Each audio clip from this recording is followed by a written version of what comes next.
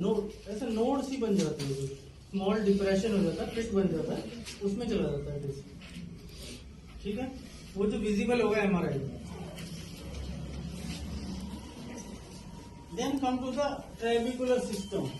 Trabecular system is internal arrangement of the bone. जो spongy bone बताया था ना, कैंसिलस बोन और कॉर्टियोइड। इस बोन को हम कट करेंगे, अंदर तो स्पंज की तरह आपको दिखाई देगा, सारे कॉलम ऐसे क्रिस क्रॉस ऐसे फाइबर्स दिखाई देंगे, स्मॉल स्मॉल कॉलम ऐसे रूम से दिखाई देगा। बोन नहीं है ना, बोन है।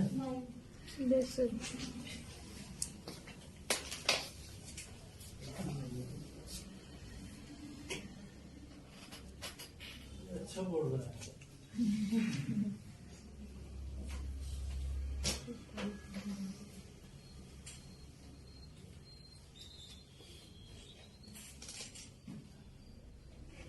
जो ट्रेबिकुलर सिस्टम होता है वो इस अरेंजमेंट में होता है।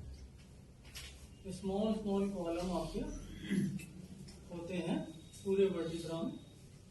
ठीक है भाई, तो ये क्या करते हैं, इसका मेन फंक्शन क्या होता है, to bear the load. Trabecular system का क्या फंक्शन है, to bear the load. Load transmission में हेल्प करता है। तो पूरा स्पाइन में from head all upper limb, all structures, all weights are distributed through the spine and distributed to lower limb. तो सबसे ज्यादा लोड वेट बेयरिंग कौन सा हो गया आपका, लंबर स्पाइन। तो जब ये लोड ट्रांसमिशन होता है तो ये कौन बियर करता है, ये आपका ट्रेबिकुलर सिस्टम। ट्रेबिकुलर सिस्टम क्यों बना होता है आपका, क्रिस क्रॉस ऐसे फाइन स्पंजी बोन की तरह से इसमें कॉलम होते हैं जो वेट को ट्रांसमिट करते हैं। ठीक है, तो अगर आप ध्यान से देखें तो जो ये वाला जो पार्ट है, एंटीरियर पार्ट, दिस वन, यहाँ पे ट्रेबिकुलर सिस्टम एब्सेंट है या नहीं है। This is the weakest part of the bone.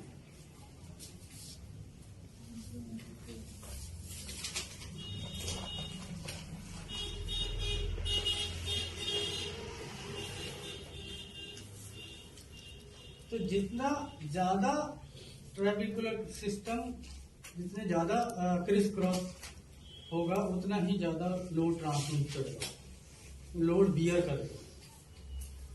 ठीक है, तो what is the clinical significance of this less anterior side, there are less trabecular system, yes, sir. Or we can say slightly absent of trabecular system. So what is the clinical significance? That means this anterior part is the weakest part of the vertebra. So when there is a fracture of the vertebra, there is always anterior wedging होता है। ठीक है, अब आपको पता चला कि anterior waging ही क्यों होती है, yes, लेटरल या पोस्टीरियर वेजिंग क्यों नहीं, इसका आंसर मिल गया। Yes sir, because anterior part is the weakest part and there are presence of less trabecular system. That's why always vertebra is compressed at the anterior side. Clear? Yes, sir.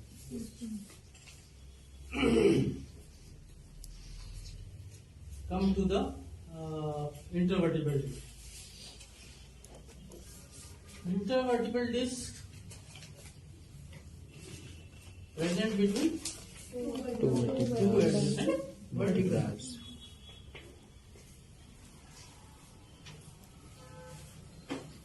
Made up of annulosis and it's a soft tissue structure.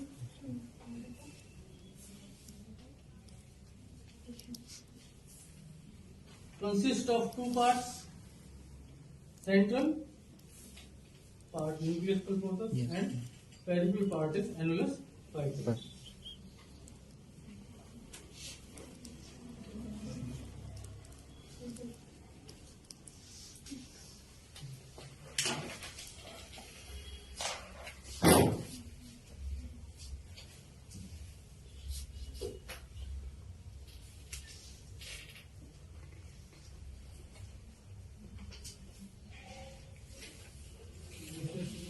Pulposus and surrounding part is annulus fibrous. ठीक है. Actual में जो nucleus pulposus होता है books में आपने देखा होगा ऐसा, ऐसे देखा. Nucleus pulposus is this much.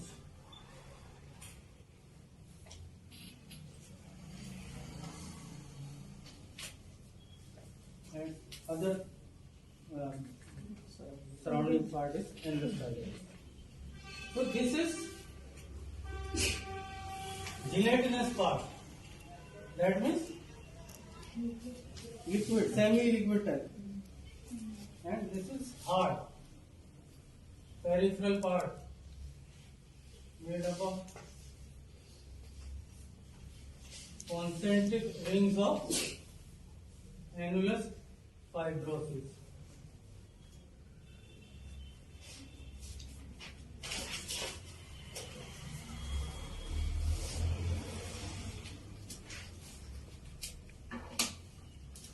अगर मैं इस कॉन्सेंट्रिक रिंग को ऐसे काट दूं बीच में तो ये सिंगल स्ट्रिप बन जाएगा.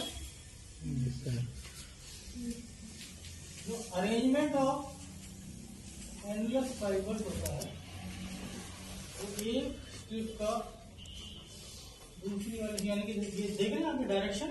Yes sir. एक का ऐसे है तो दूसरा इसका उसके परपेंडिकुलर है. ये क्यों होता है? बेसिकली जो न्यूक्लियस पल्पोसस होता है वो it bears axial load.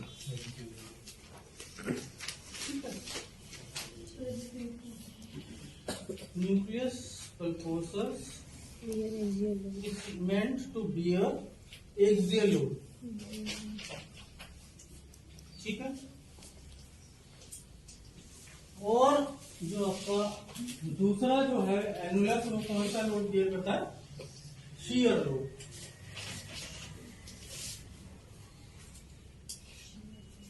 Shear ऊपर से स्पाइन पे प्रेशर पड़ा तो ये जिलेटिनस पार्ट है, ये सेंटर है, तो वेट लोड को ये ऐसे डिस्ट्रीब्यूट कर देंगे क्योंकि ये सेमी लिक्विड जेल है.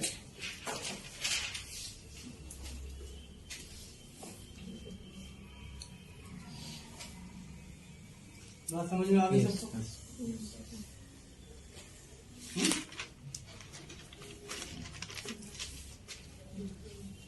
So in our human body there are so many types of collagen fibers. Basically 7 types of collagen fibers are there. Mainly type 1 and type 2 are present in our body. So in nucleus pulposus type 2 collagen is present and nucleus annulus fibrosis type 1 collagen is present.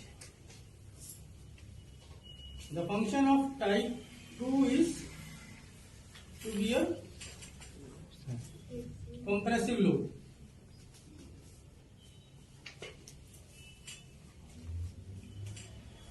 And type 1 is to be a shear load. समझ में आ गया ये बात सबको? तो nucleus pulposus के ऊपर जब एक वर्टिब्रा दूसरी तीसरी लास्ट तक तो जितना भी वेट आता है सबको वो इक्वली डिस्ट्रीब्यूट करता है चारों डायरेक्शन में. ठीक है, ये हो गया एक्सियल. और जो एनुलस है उसके जो कॉन्सेंट्रिक रिंग्स हैं, कॉन्सेंट्रिक रिंग में न्यूक्लियस के जो चारों तरफ रिंग्स हैं, एक नहीं बहुत सारे रिंग्स हैं, 1 2 3 4 5, उनकी फाइबर्स की डायरेक्शन एक दूसरे से परपेंडिकुलर है। तो वो परपेंडिकुलर क्यों है डायरेक्शन? जब शियर स्ट्रेस होगा, जब रोटेशन होगा, तो एक फाइबर वो दूसरे को रोकेंगे, ठीक है। तो वो शियर स्ट्रेस को रेजिस्ट करेंगे। समझ में आई बात? किसी को नहीं आई तो अभी बताओ।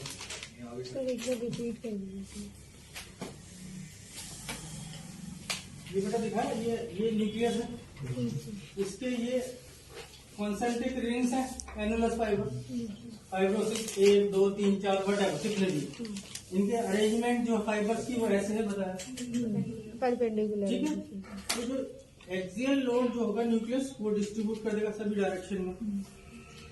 जो एनुलस है, एनुलस फाइब्रोसिस, वो शियर लोड, जो रोटेशन लोड है।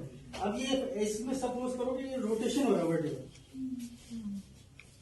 ये रोटेशन, इसको बीच में डिस्क है ना, एनुलस फाइबर जो है रेजिस्ट करेंगे ऐसे। ये इधर ये वाला फाइबर इधर मूव करेगा, या मूव इधर वाला इधर मूव करेगा, तो उसको रोकेगा ना, ताकि एक्सेस रोटेशन ना हो, ठीक है। तो ये उसका फंक्शन है कोलेजन का।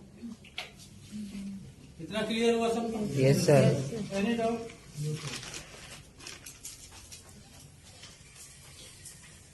तो nucleus pulposus and annulus fibrosus में कोई डाउट है तो बताइए, तो मैं आगे बढ़ूं। कोई डाउट नहीं?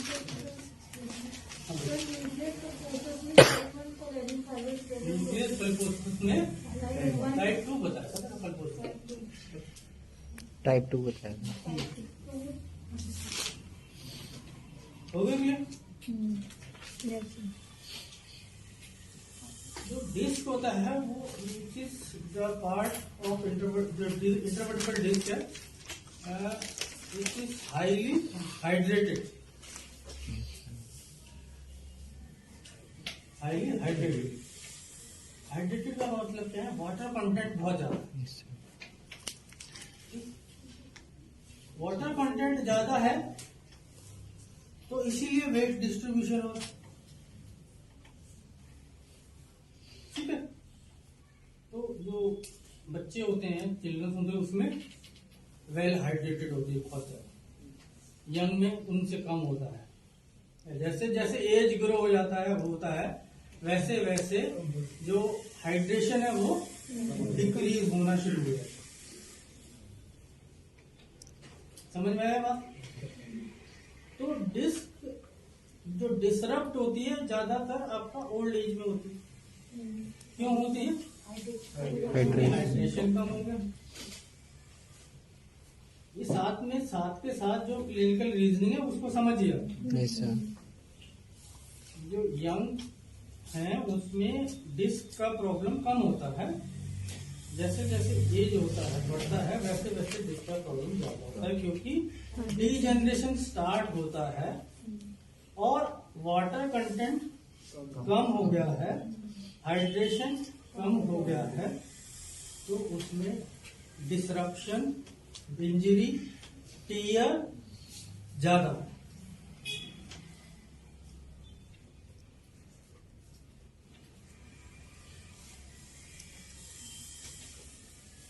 ठीक है? क्लियर है सबको? Now come to the composition का। इंटरवर्टिबल डिस्क का कंपोजिशन क्या है? कंपोजिशन में सबसे ज्यादा कंटेंट क्या है? वाटर। वाटर। तो there are so many components present, but the main components are water, collagen and proteoglycan.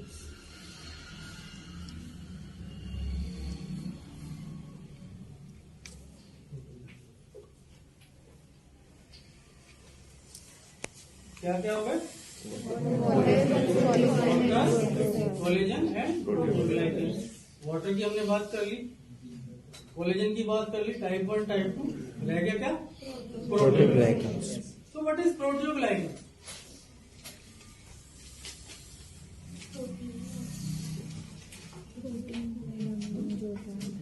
Proteoglycan क्या होते हैं? these are the large molecules of protein which are made up of glucose aminoglycans. Glucose aminoglycans are the small particle of protein. समझ में आई बात? So there are so many types of glucose aminoglycans, which includes 4-chondroitin sulfate, 6-chondroitin sulfate,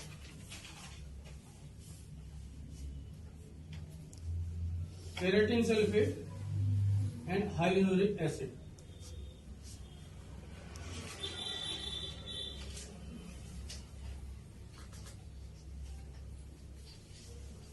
So these क्या था? Proteoglycans.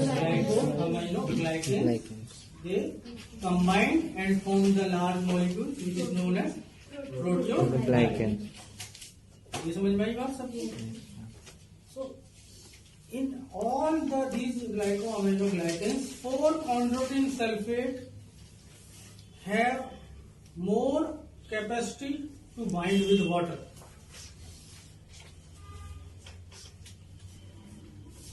Or to retain water.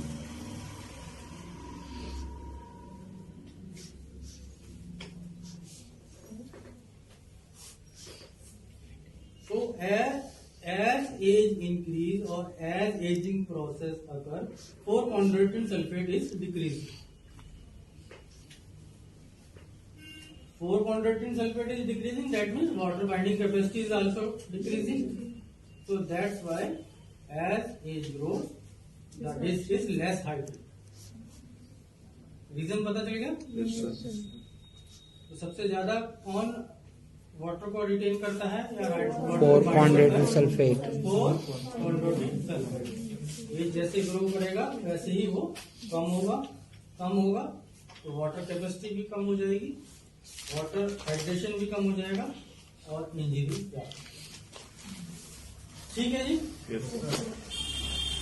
तो intravertebral disc है, देख रहे हैं आप सभी वर्टिब्रा के बीच में है. तो अब इसका क्या फंक्शन है? जैसे मैंने यहाँ पे आपको बताया, आपको ये वेट को ट्रांसमिट कर देती है सभी डायरेक्शन में. तो intravertebral disc act as a shock absorber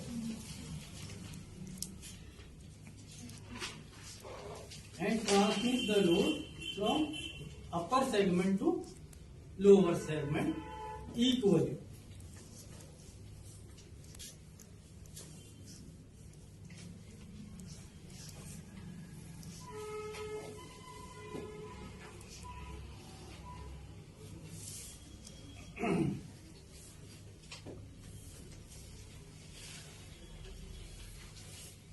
ठीक है जी. Then next interesting part is, then there is continuous loading from day to night. This all hydrated disk is, the water content is distributed and goes in the intervertebral body through diffusion. Continuous loading होने से क्या होगा कि आपका जो इंट्रावर्टिब्रल disc है, diffusion के through आपका वाटर कंटेंट इंट्रावर्टिब्रल वर्टिब्रल बॉडी में ये आपका जो एपिमेसेंचियल प्लेट है उसके थ्रू चला जाएगा. तो इससे ये न्यूट्रिशन लेता है डिफ्यूजन जो डिस्क. न्यूट्रिशन कैसे मिलता है? Diffusion process. समझ में आया? सर नहीं आया? ये डिस्क है बेटा, ये ऊपर भी एक एंड प्लेट है वर्टिब्रल बॉडी का, नीचे भी एंड प्लेट है. जब कंटिन्यूस लोडिंग होता है तो जो ये हाइड्रेटेड डिस्क है इसमें वाटर कंटेंट सबसे ज्यादा है. तो ऊपर और नीचे जो क्या है एंड प्लेट्स हैं, एंड प्लेट के थ्रू जो आपका जो वाटर कंटेंट है डिस्क का वो उसमें चला है. और जिसके थ्रू डिफ्यूजन प्रोसेस के थ्रू वो अपना न्यूट्रिएंट्स लेती है डिस्क, Okay. क्योंकि डिस्क का कोई ब्लड सप्लाई नहीं, पता है? Yes, sir. It's a vascular Avascular structure. structure, yes. ठीक है, आया समझ? वर्टिकल एंट्रेट में डिफ्यूजन के थ्रू ये आपका न्यूट्रिशन लेता है, और जो वाटर कंटेंट है जो कि क्योंकि इसमें डिस्क में है ही 80% वाटर, तो वो किसमें चला जाता है? सराउंडिंग जो आपका वर्टिकल प्लेट्स हैं अपर एंड लोअर, उसमें चला जाता है। तो जब कंटिन्यूस लोडिंग होती है तो वाटर कंटेंट कम हो रहा है ना, तो ये इसका रीजन, इसका एक ये रीजन है जो आपने कभी सुना होगा। तो आप सुबह और शाम की हाइट में मेजर करोगे तो फर्क मिलेगा। हाँ सर, Yes, sir. पता है ये बात? Yes, sir. नहीं पता? आप सुबह एकदम फ्रेश उठे, अपनी हाइट मेजर कीजिए, ज़्यादा। शाम को मेजर कीजिए, 1 सेंटीमीटर 1.5 सेंटीमीटर का फर्क मिलेगा। ठीक है, जब आप रेस्ट में जाते हैं शाम को, तो जितना भी जो डिफ्यूजन से फ्लूइड गया था रात को रेस्ट में वापस डिस्क में आ जाता है, इसीलिए सुबह हाइट जो है हाईएस्ट हुई। ठीक है, ये कभी पता सुना था कभी? सुना था सर। हाँ? अब रीजन पता चल गया? Yes, sir. Very good.